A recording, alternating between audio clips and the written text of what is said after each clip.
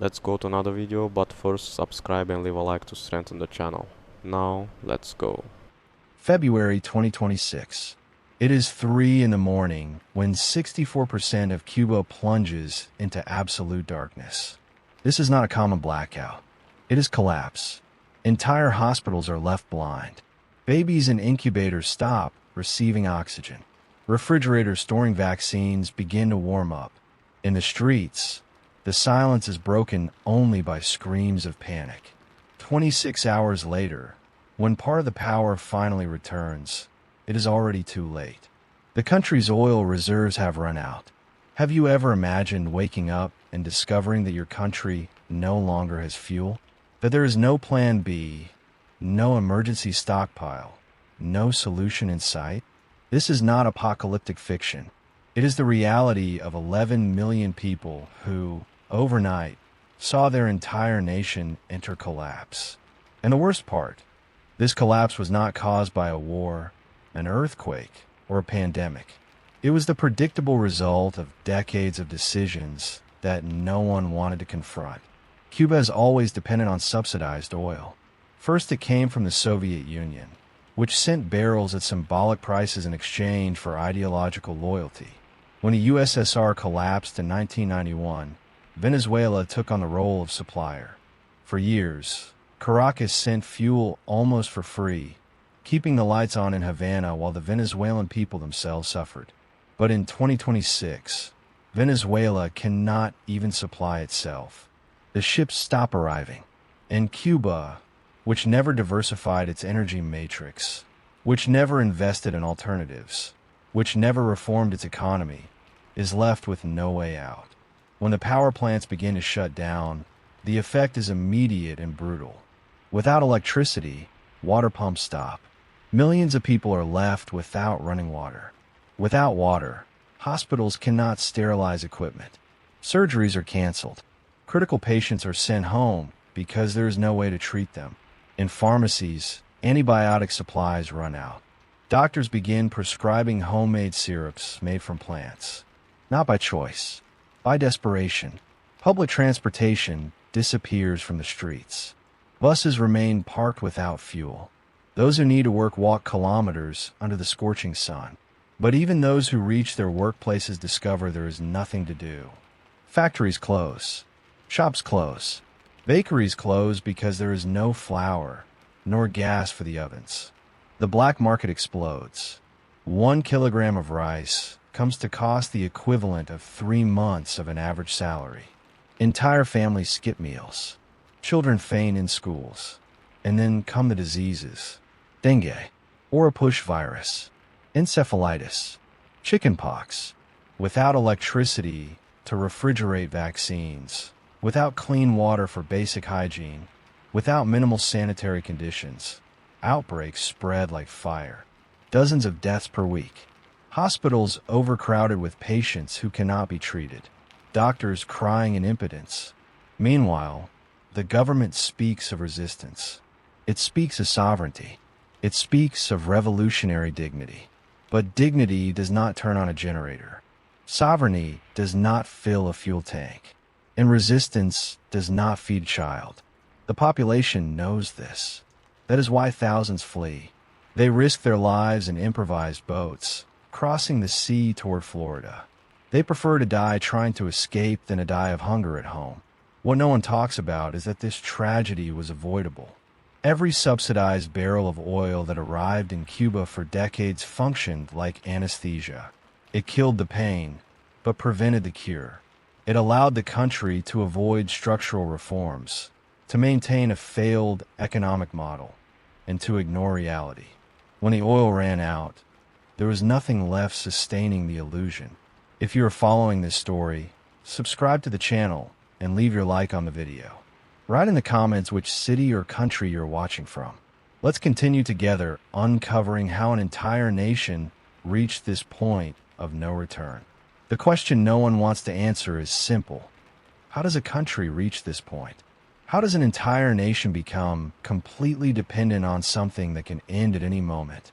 The answer lies in choices made decades ago, when cheap oil from the Soviet Union began to arrive. In the 1960s, Cuba made a bet. A bet that the communist revolution would be eternal, that ideological allies would never abandon the island, that there would always be someone willing to subsidize the system.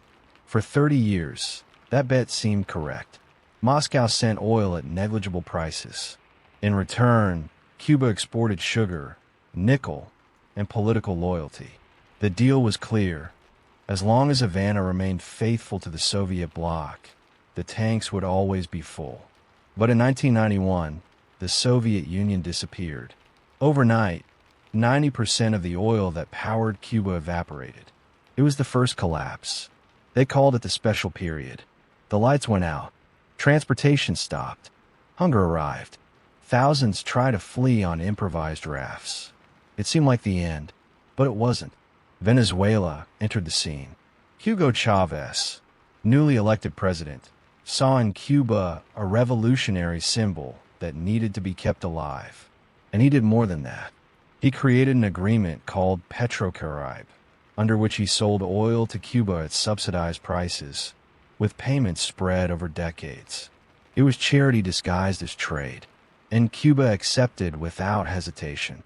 For 15 years, Venezuelan oil functioned like an artificial respirator. It kept the system alive, but it did not cure it. Because instead of using that time to diversify the economy, invest in solar energy, reform failing state-owned companies, or open the country to real foreign investment, Cuba did the opposite. It kept everything exactly as it was. After all, why change if the oil kept arriving? The problem is that Venezuela was sinking. The Venezuelan economy, also dependent on oil, collapsed. Hyperinflation destroyed the currency. Oil production plummeted. In 2015, Venezuela produced 2.4 million barrels per day. In 2025, it barely reached 400,000.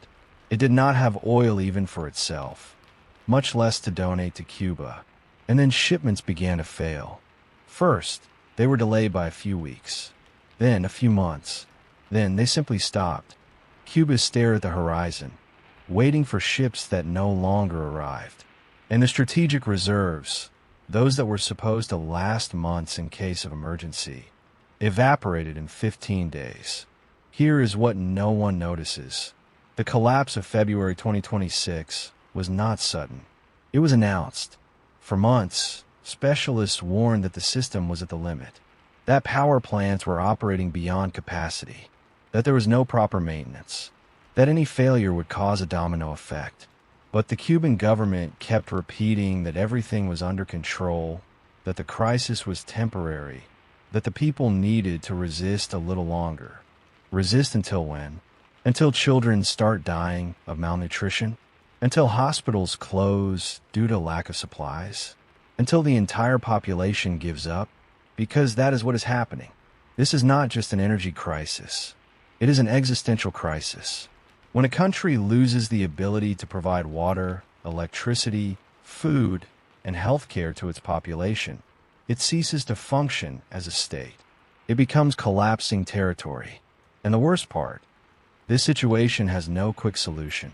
Even if some country decides to send emergency oil today, that solves the problem for a few days, maybe weeks. But it does not change the fact that the infrastructure is destroyed, the economy is broken, and the population is exhausted. Ordinary Cubans did not choose this model. They did not vote to live dependent on foreign subsidies. They did not ask to wake up without water, without electricity, without hope. But they're the ones paying the price for decisions made by rulers who never had to choose between buying medicine or food. While the Cuban population struggles to survive, international power games come into play. And here the situation becomes even more complex. Because this is not just a humanitarian crisis. It is a piece of geopolitical chess in which every move can redefine the balance of power in the Caribbean. In March 2026, Cuban President Miguel Diaz-Canel delivers a televised address. For the first time in decades, the government in Havana declares itself open to dialogue with the United States. The words are carefully chosen. Openness to dialogue, not surrender. Willingness to talk, but without accepting impositions. He makes it clear that any negotiation must respect Cuban sovereignty and that changes to the political system are off the table. The American response comes quickly. Donald Trump, newly inaugurated for his second term, takes to social media and announces that a historic agreement is close. According to him, Cuba is about to give in, economic sanctions have finally worked, and a new chapter in relations between the two countries is coming soon. The statement generates global headlines. But there is a problem. Diplomatic sources in Washington deny everything. There are no substantive negotiations taking place. No formal meeting has been scheduled. No special envoy has been appointed. The supposed agreement exists only in the narrative Trump is building for his supporters. On the other side, Cuba also has no real interest in structural changes. It wants relief from sanctions, it wants humanitarian aid, but it is not willing to reform the system that caused the collapse. Meanwhile, Russia watches silently. Moscow does not have the resources to save Cuba the way the Soviet Union once did. It is too committed to its own economy and to conflicts in other regions. But it also does not want to see the island fall completely into the American orbit. So it sends statements of moral support, vague promises of future cooperation, and nothing concrete. China, in turn, makes cold calculations. Beijing has money and could easily stabilize Cuba with strategic investments. But why? What is the return? Cuba has no significant natural resources, its market is tiny, and its location, while strategic, does not justify a multi-billion-dollar financial rescue. China sends a few tons of rice as a humanitarian gesture and keeps its distance. Mexico tries to mediate. It proposes a Latin American summit to discuss coordinated humanitarian aid. But the proposal runs into ideological divisions. Left-wing countries want to support Cuba without demanding conditions. Right-wing countries condition any aid on democratic reforms. No one reaches a consensus. Meanwhile, Cubans continue to die. And then the question emerges that no one wants to face. What if there is no solution? What if Cuba simply remains in this state of chronic collapse? Because there are precedents. There are countries that collapsed and never fully recovered, that became accustomed to living in permanent crisis, where the population merely survives, never prospers. International analysts begin to outline scenarios. Some believe in gradual opening, where Cuba yields little by little in exchange for sanctions relief. Others bet on internal fracture, with sectors of the government itself forcing change. There are those who speculate about American military intervention, although this seems unlikely. And there are those who believe in eternal stagnation, where Cuba remains trapped in political and economic limbo indefinitely. What everyone agrees on is that time is running out, not for the regime, but for the people. Each day that passes without potable water, without electricity, without food, increases the death toll. Each week of hospitals without supplies means more lives lost to treatable diseases. Each month of closed schools means an entire generation losing education. The brutal irony is that Cuba has always had excellent doctors, a strong educational system, and immense tourism potential. It has paradise beaches, historic architecture, and vibrant culture.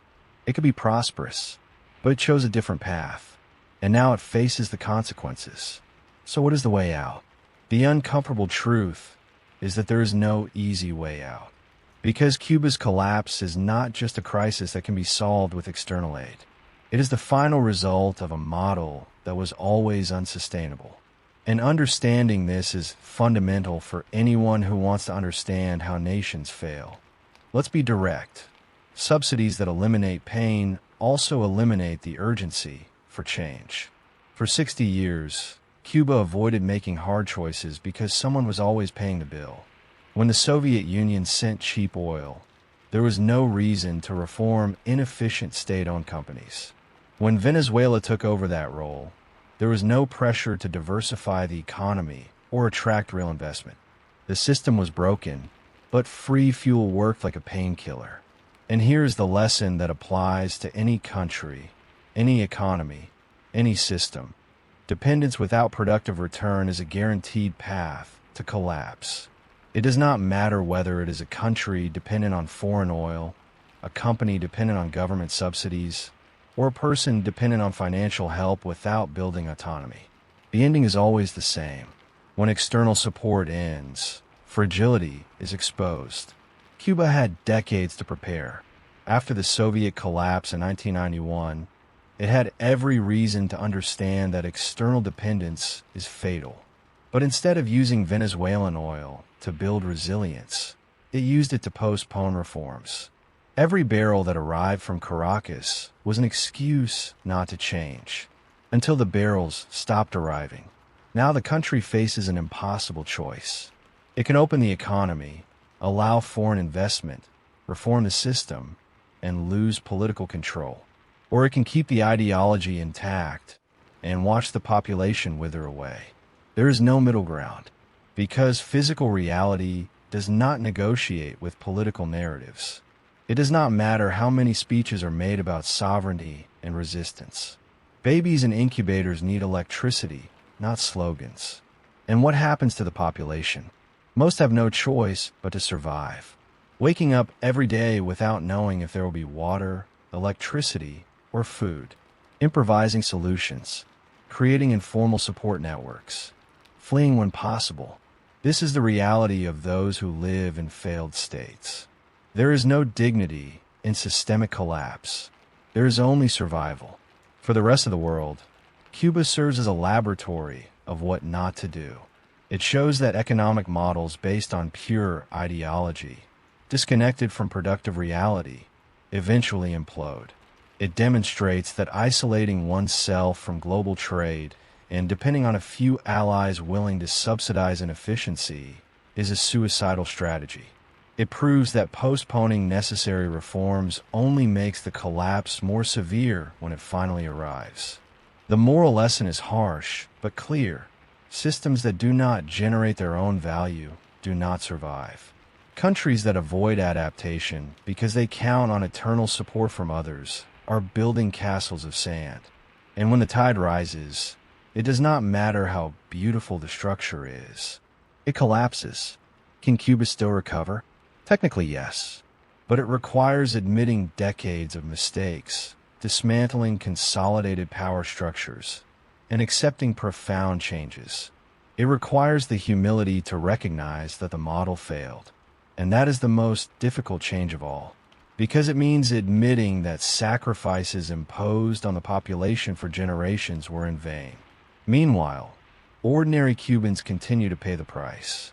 They are the ones left without water, without electricity, without a future, not through any fault of their own, but because of decisions made by others. And that is perhaps the deepest injustice of all. If you followed this story this far, subscribe to the channel, leave your like, and write in the comments where you're watching from. Share it so more people understand how an entire country can collapse. Because this is not just the story of Cuba. It is a warning about what happens when dependence replaces autonomy and ideology replaces reality.